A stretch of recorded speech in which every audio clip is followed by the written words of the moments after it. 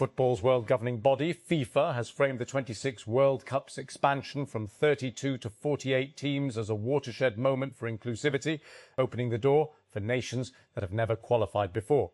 Indeed, 4 teams will be playing at their first World Cup in North America this summer: Cape Verde, Curacao, Jordan and Uzbekistan. Goma, Democratic Republic of the Congo, Sadiki Patrick, 40, is still grappling with the loss of his 15-year-old daughter, Judith, in Mongboilu, a mining town in the Eastern Democratic Republic of the Congo. Judith is one of the latest victims of Ebola as the country battles yet another outbreak, the 17th in just 50 years. Oceans, to state the obvious, are big. That makes it hard for governments, shipping companies and insurance providers to know exactly what's happening on them at any particular moment. Doesn't help that these modern-day ships often aren't equipped with modern technology or the right software behind those sensors to properly analyse what they see. Quartermaster, an Arlington, Virginia-based startup, is building a solution to this problem that it calls SmartMast. It's quite literally a package of weather-hardened sensors like cameras and radios that go on a ship's mast and can relay real-time maritime data. Combined with an analytics platform that can interpret all that information, Quartermaster refers to it as a continuous distributed sensing network, a hive mind for millions of ships. Over the last few months, Figma has struck partnerships with OpenAI and Anthropic to bake in support for AI CLI tools like Claude Code and Codex to allow users to use these coding environments alongside its design software. The company is now baking in its own take on AI smarts via a new AI agent that operates within its collaborative canvas.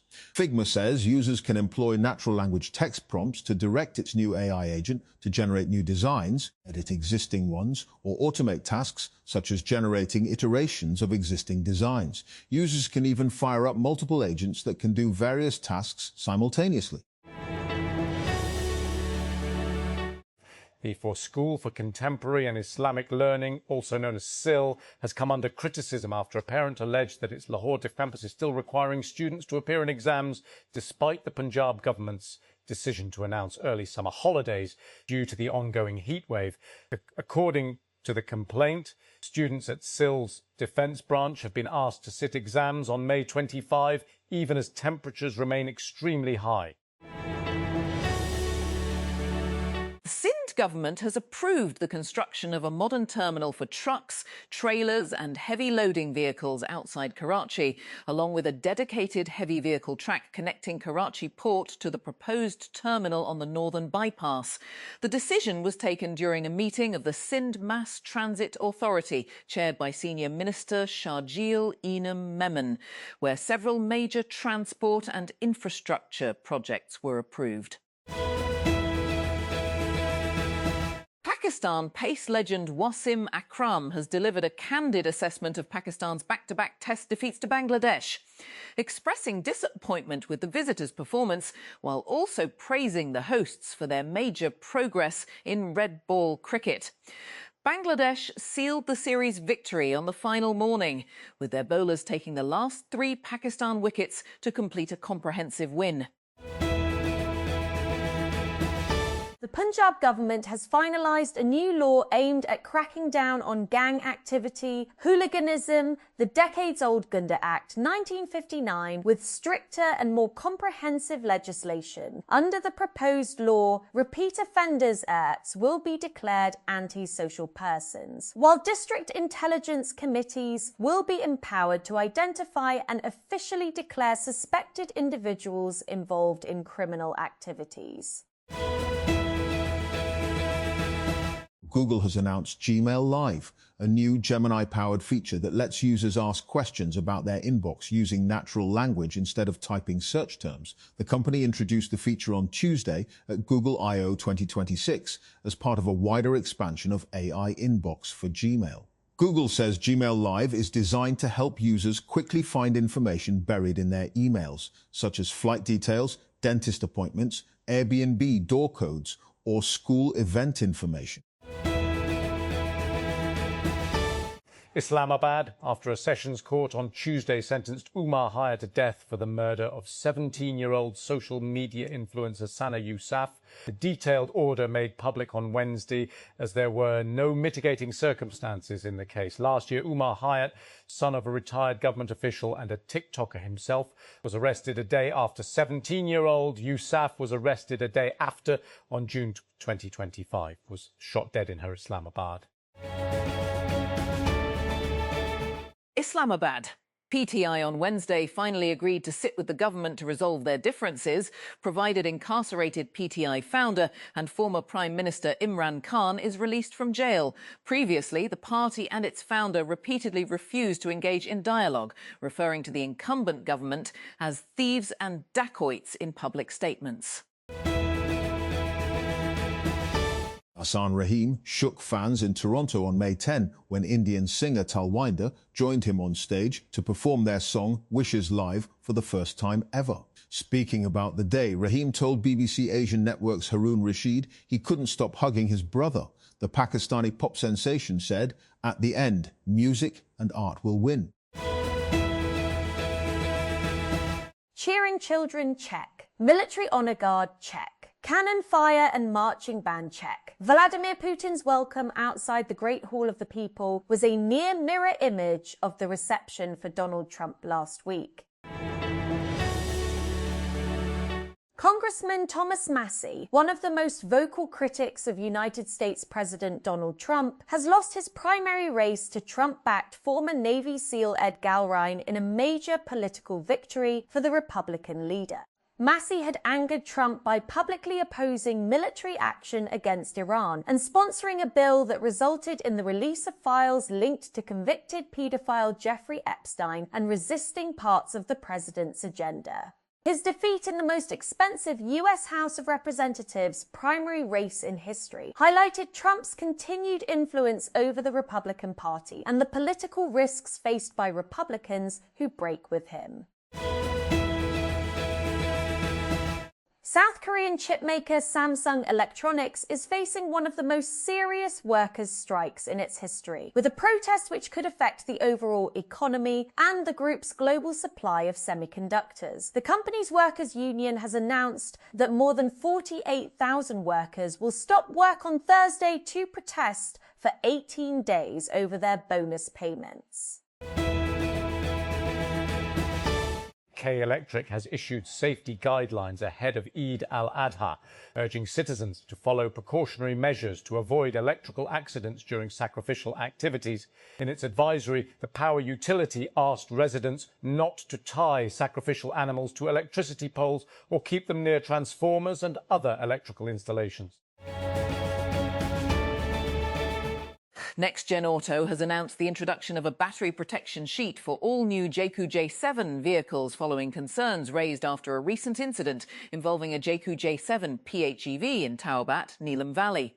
The company stated that all JQ J7 units dispatched from the factory on or after May 15, 2026 will come equipped with the battery protection sheet as part of an ongoing product enhancement initiative. NextGen also confirmed that customers who have already purchased the vehicle will receive the upgrade free of cost. The Capital Development Authority has decided to launch a large-scale operation against illegal constructions in private housing societies across Islamabad.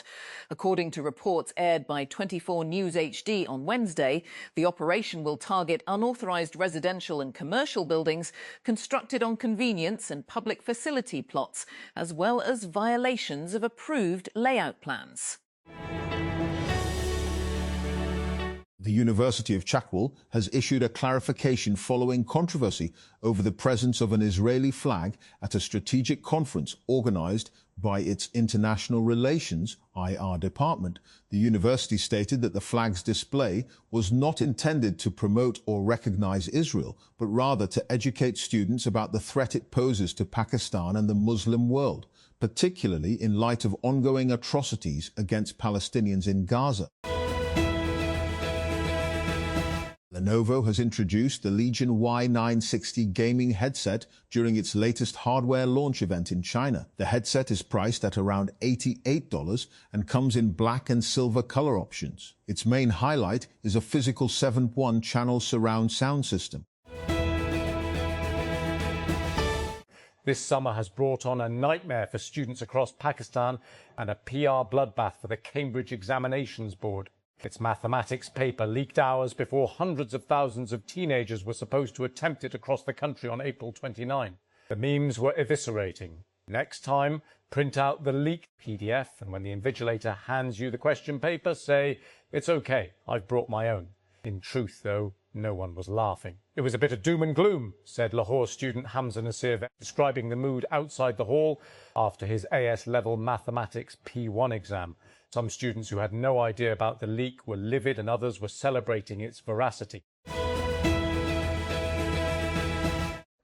Lithuania's president and prime minister were forced to take shelter on Tuesday when a drone alert caused the capital Vilnius to come to a standstill. President Gitanas Nausėda and Prime Minister Inga Ruginienė were taken to emergency shelters following the air alert, which ordered the city's population to take cover. Another one bites the dust. The past few weeks had been billed as a retribution tour for Donald Trump as he settles old scores with his critics within the Republican Party. The World Health Organization, WHO, says there have now been 600 suspected cases of Ebola and 139 suspected deaths, with numbers expected to rise further given the time taken to detect the virus. 51 cases have now been confirmed in the Democratic Republic of Congo, where the first case was reported, and 2 in neighbouring Uganda, WHO Chief Dr. Tedros Adhanom Ghebreyesus said on Wednesday. The United States and Israel went into war on Iran, intending to replace the regime's leadership with hardline former President Mahmoud Ahmadinejad, the New York Times reported, quoting US officials who were briefed on the audacious plan. The newspaper said things quickly went awry and Ahmadinejad's current whereabouts and condition are unknown.